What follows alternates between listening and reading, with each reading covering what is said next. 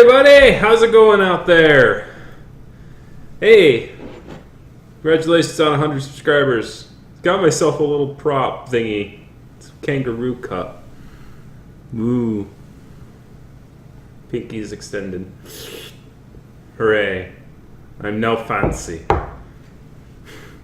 Thank you very much for watching. Also, I'm going to stretch my hand up. And I'm going to stretch my hand up. You'll notice something. My human's not showing anymore. So I got some red sleeves that I can actually put into the thing so you don't see my human no more. When I raise my hand and point up and go like this, you can't no longer see the human showing. So that's good. It's going to be sucky in the warm months where I want some cool air coming in, but it's going to work anyway. So thank you very much for your feedback. I do listen to it. I do appreciate it. So let's start in this one. So I wanted to do a review of the game that I had played on my channel, and I think this is kind of the format that I will do because I like to review content, as well as called Rooview for a reason, as well as certain events within the fandom that there's more quote unquote political. I cover both of those kind of things. I do gaming and I do that, and it's kind of the mishmash between this and the channel. But since we finished the first game, my first Let's Play, and you can watch it at the list, the watch list, linked above there. It's a very long one, so obviously you'd have to watch it in multiple parts. Some of you might have played Lost in the Woods yourself. To those people, I'm going to say that my review of this particular game will get into the spoiler territory about halfway through, and I'll warn you when that comes around.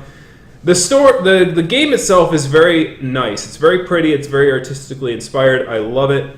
And the reason I like it is because I'm a kind of person who likes good narrative structure. And the very foundation of this game is its narrative, is its story and the story it invokes around it. It's not a big story. It's not a grandiose story. It's just a kind of slice of life story that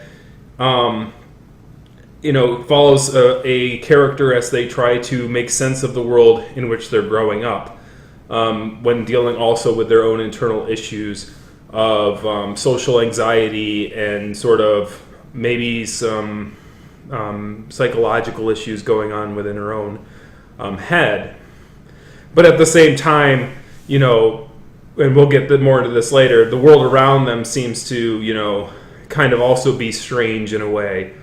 But basically you follow this character named May who comes home from college abruptly, and she goes home to her small town, and you through your gameplay you will introduce yourself to the town and read about through snappy little dialogue from some sort of self monologue from May. She'll describe sort of the setting and kind of how the town is, and it works extremely well, because, and the interesting thing too is that the player can, if they play a second playthrough, can skip a lot of the world building through the monologues, because you get a choice to have May go, well, I like this thing, and or here's that abandoned glass factory all the way back there, and that's I guess we can't get rid of that anytime soon. I can't get rid of that anytime soon. So the conflict between the old and the new is very much prominent in the story. It's an aging old town, and a lot of the young people are like, well, we want to make something new out of it, but it's the town is on its way out. Seems to be it's had its better days, and a lot of people who are older there are holding on to those old days. And as I get more than that later, you basically get to choose between two main characters that are May's friends, and you get to hang out with them more often than not. And you have to make real decisions as to who to hang out with, and it has impacts on the story later on, which is the alligator named Bay and Greg, the fox character, I believe it is a fennec fox. I don't know what kind of character. I don't know what kind of fox it is, but they both sort of have their own quirks about them.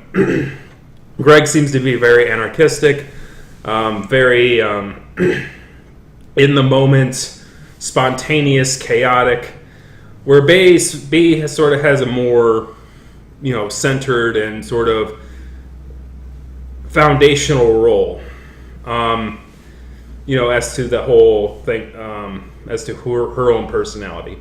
As somebody who studies politics, obviously, you could sort of see the anarchistic side of Greg, but he longs to have a more settled life with Angus, his boyfriend. At the same time, you have, interestingly, B is the one I kind of followed through the game. She hints here and there that she sort of has maybe socialist leanings in her ideologues, but at the same time, she's a hard worker who, works her butt off for the sake of others, and she's very much ingrained in the whole being a responsible adult thing. She's not like a against the system kind of person, even though she kind of critiques the system and doesn't like the system in which it is. You could tell that she still lives within the system and the bounds that she does. She works really hard for her father's shop and whatnot. So you kind of get this sense of characters. And it's not pushed in your face. It's not all these things. They're actually real people, quote unquote, real shapes, all right, that you interact with and all this stuff. So now we're going to get into the spoiler territory. If it sounds like an interesting game there, you want to interact with very interesting characters. I'm not doing them any justice here because the town really does feel alive when you're playing through it. And they're real people dealing with real situations, and it feels like a real place, particularly because of the differences and stuff like that. So let's get into the second part. The second part is going to be the interesting one, I think, because I had a lot of time to think about what the message of the game was or what the overall theme was. It sort of delves into this sort of mystery motif around the second half. And you basically are trying to find out this strange ghost kid kidnaps a child. Like, basically, it's like right about the halfway point at the Harfest. You go to this, you do this Harfest play, and at the end of the Harfest play, some kid gets kidnapped by some strange cult dude or some strange guy in a ghost, like, who looks like a ghost, and he carries him off into the woods. And May chases him, and no one even believes her that she saw this character. So the second half of the game sort of goes on this whole kind of mystery motif, and and so you're kind of trying to find clues in which to find the ghost, and you use your friends to do that, and you pick 2 out of your 3 friends to go, do that. Now the interesting thing here is that the mystery doesn't end up at what you find at the end of the mystery isn't necessarily like, oh, it's this one ghost or this one person. It's more of a concept. And it kind of jokes about that a little bit when you're talking with Bay out near the front of the graveyard when you go searching with her for the ghost. Before you go into the graveyard, you talk with her, and she says stuff like, and any references I have to the scenes in the game will be up in the description above. I'll point out the point in my playthrough when these conversations happen, so you can watch them in real time. But basically, she jokes about how it's like May's like, "Come up with something scary. Can we come up with something scary?" And she goes,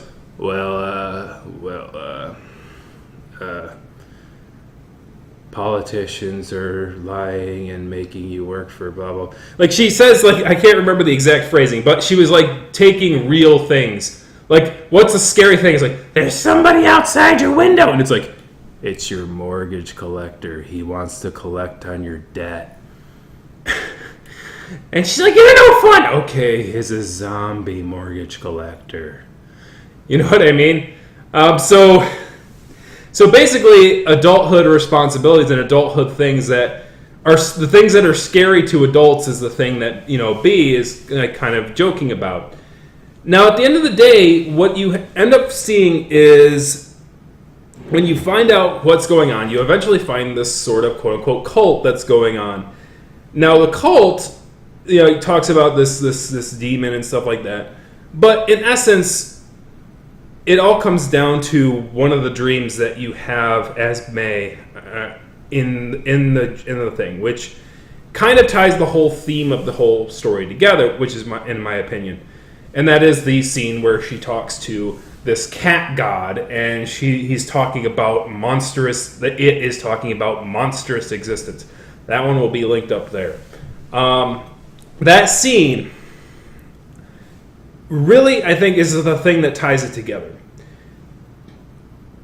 because at the end of the story, there's this weird little aspect that a lot of people would kind of find maybe strange about their character they're playing as, and that is when they meet the cult and the cult explains their side of the story, May seems to be, of the four characters there, May seems to be the one that's most in tune with what they're doing, or seems to try to think that she understands where they're coming from. And there's a reason for this. And the reason for this is because she, like them, kind of wants to have to tie herself to the purpose of it. And when she sees that there is no purpose or that she's losing purpose, she gets angry and upset about it, and she wants it to have meaning. She wants her life to have meaning. She wants her life to have impact. So when she sees that life is just shapes, she gets angry. She gets upset. She starts to lash out. And whenever she sees that her life is just becoming shapes, she runs home. That's eventually what gets her out of college, right? So she runs home because she was seeing the thing, those just the shapes, right? So in essence, when the cult is going on their sort of political rant about things like, well, the coal jobs are leaving and the kids are leaving and the whole world's changing and everything is leaving and things were better back when we had a sense of purpose, a sense of direction, when we had a sense that our town had an identity, and that identity was a coal mining town. And we're losing that identity, and so was our life just shapes? And if our life was just shapes, then what was the meaning to it? We need to hold on to that meaning because that meaning gave us purpose.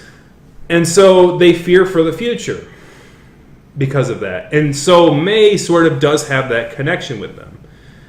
The God that the deity character in which May talks to, and I call it a deity character because it was a sort of a dream sequence, so who knows if it was real or not, uses the phrase monstrous existence.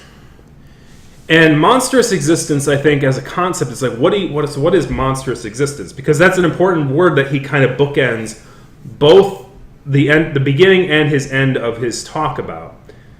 And when he gives that foreshadowing and warning to May that they are watching you and they know who you are and they see you and they're coming for you, the thing that she sees is like this sort of insectus and like sort of insects and like things in a very creepy scene that occurs.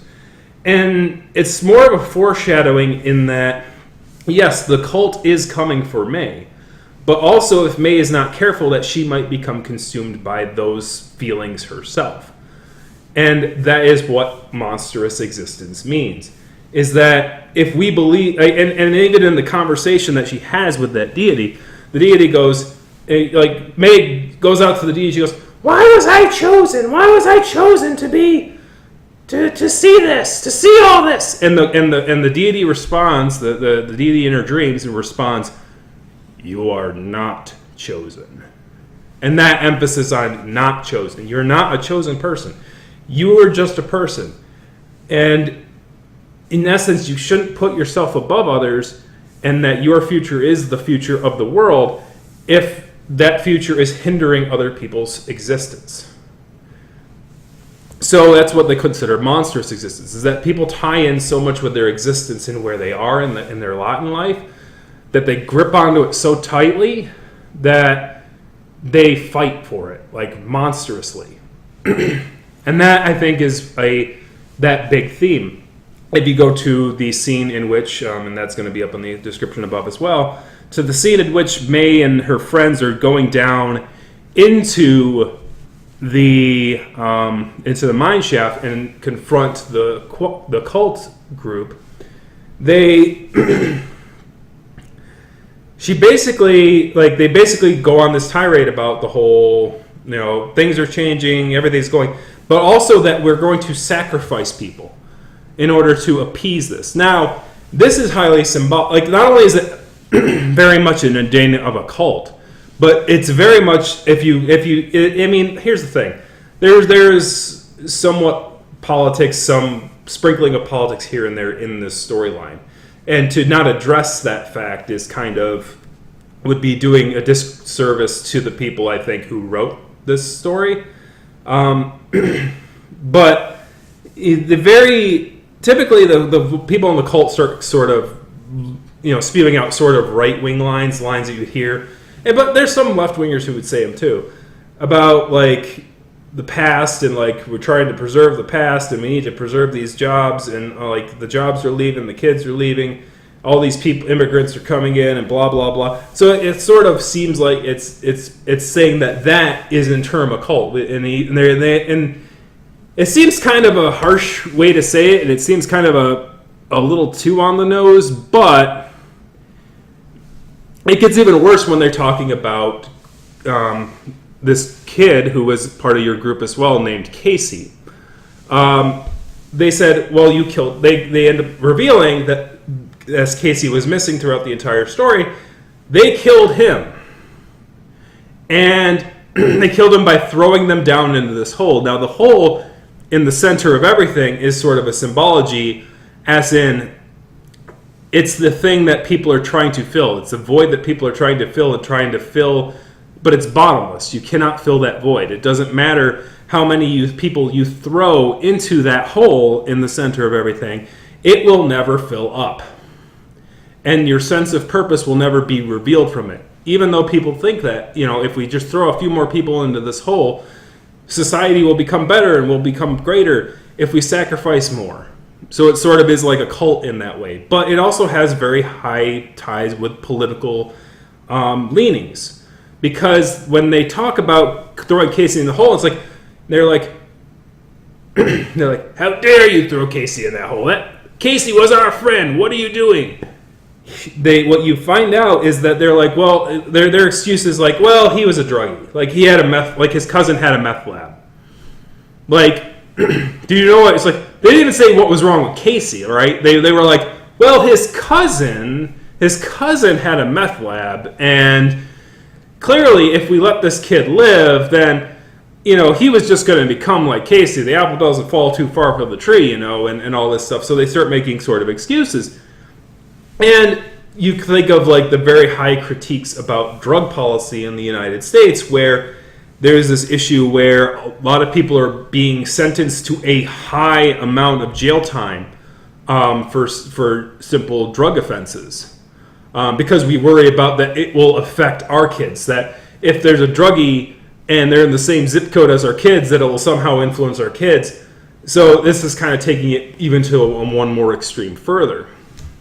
So in essence, it's like, in order to hold on to, like, if we sacrifice this guy and this guy and this guy, maybe our society will be better.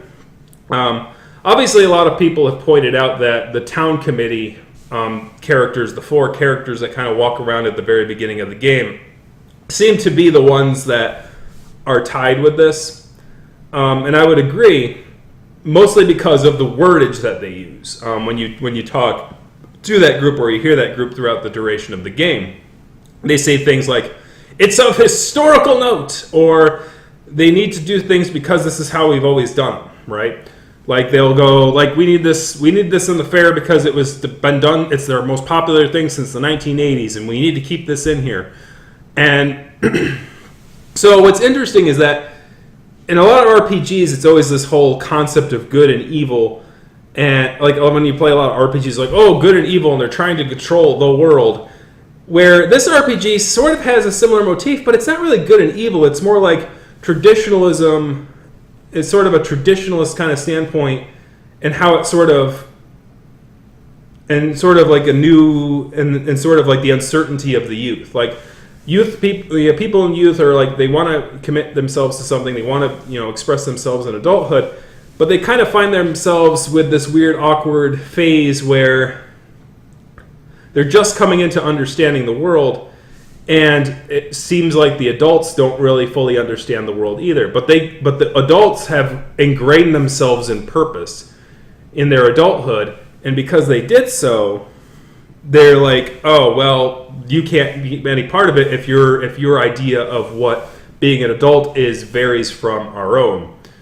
A lot of people are familiar with this, particularly in the fandom. And even, like, when it comes to... it's interesting, because I think this is why a game like this would really speak to the fandom, is because you have this issue where when you're talking about inter-fandom politic and intra-fandom politic and, like, basically outward fandom politic, where We're dealing with people who feel about things outside, like how outsiders feel about people like furries, and how furries kind of also wrestle with this traditionalist versus like maybe we should try something new and allow the youth to come up and allow new artists to show their names and make a name for themselves.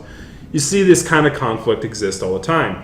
Who and what are we willing to sacrifice in order to commit to keeping a community the way we've always seen it, right? And this has kind of been it was almost on to the point where there was this one scene in the game that made me shout into the mic, and that's up here,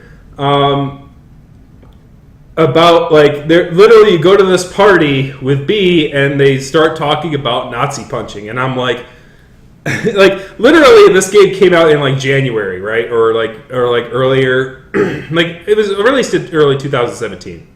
So that whole thing was becoming a sort of an internet thing at that point, but it didn't really blow up in the fandom until like literally I was playing the game as I was doing the commentary on the whole freaking Raiders thing. And so it was like I couldn't escape it. Like it was like I couldn't escape the whole Nazi punching crap. And it's like, dang it, really? But that speaks to a good work of narrative work, because it sort of predicted in a way, the situation in which we would find ourselves in. And because a lot of people are familiar with those kind of conflicts going on in our social political spectrum, that kind of speaks out to people. And I think it would make it very much a pointed commentary on what goes on around us. And it very much, I think, as the final takeaway from the game is that we need to be cautious about the idea of monstrous existence, or the idea that the idea in which that we are so worried about existing or being visible that we would hinder others or fight others in order to just preserve just the things that we did, right? Because we all do that. We all care passionately about the things, the works that we put forth into the world. And we all want to be, every one of us has a goal. It's like, oh man, I want my works to be known and everything like that. But sometimes it's like, you need to have an outlet and say that, we all have our time, and in time, people are forgotten. Like, who's the fourth president of the United States? Like, a lot of people's like, well, like, a lot of people who, do that whole, like, trivia thing will ask who the second one is, and that's like, oh, John Adams. But so many people ask that one that, people have it ready on hand. It's like, oh, well, it's John Adams, right? So, I know the 15th one, that's Buchanan, but that's because he was the worst president ever. But somebody's trying to compete for that, I think, currently. He's not there yet. If we go into Civil War, then yes, he'll beat Buchanan. But Buchanan's still going to be the worst. Like, he'll be probably maybe second. Hopefully he's not second, because that means that everything else around him goes down. But that's going off to another diatribe. What I'm saying is you have to be careful about monstrous existence. If what you say is important or is good, then people will eventually embrace it. Maybe even after your death. Maybe you won't know that people liked what you did. But we each have an important role to play. We each have to be there for one another. That's what a community does. Community is not about sacrificing one for the sake of the other. Right? We like to think it is, and we like to do that, but that's more of monstrous existence. That's we have to sacrifice others, or we have to demonize others in order to, make our existence feel more worthwhile. It's something that people need to be cautious about. And the problem is it's so ingrained in the human psychology of, basically we limit our ability to socially network is so limited because we have a limited time, we have a limited things, we have limited factors, that we limit ourselves not because we want to, but because that's part of our survival technique. We have to only see the things that we can see, and we can't think too much about the things we don't see. So in essence, that's sort of the existence in which we live. And you see that kind of there's certain things you don't know in life, but if you go forward with curiosity and maybe make patterns that make you feel better about the world you live in, that bring comfort to you despite the uneasiness. You know what I mean? If a pattern that you create makes you feel comfortable, then that's fine. But know that the pattern that you create for yourself and the thing that you see in the stars, in the sky, might not necessarily be what somebody else sees. And if you disagree with what you see, either you discuss what you see and why it differs from what they see, or you just decide to see something that the other person doesn't see, and you find comfort in that. And that's all in good, as long as it doesn't get to the point where you're throwing people down a hole in order to feel better about your position. Well, that's all I've got to say about Night in the Woods. I hope that you enjoyed this content. Kick a comment in the comment section. What did you think about Night in the Woods if you played it? Kick that like, kick the subscribes. I'm going to get the hop out of here. Once again, thank you very much for watching, and I hope to see you again next week.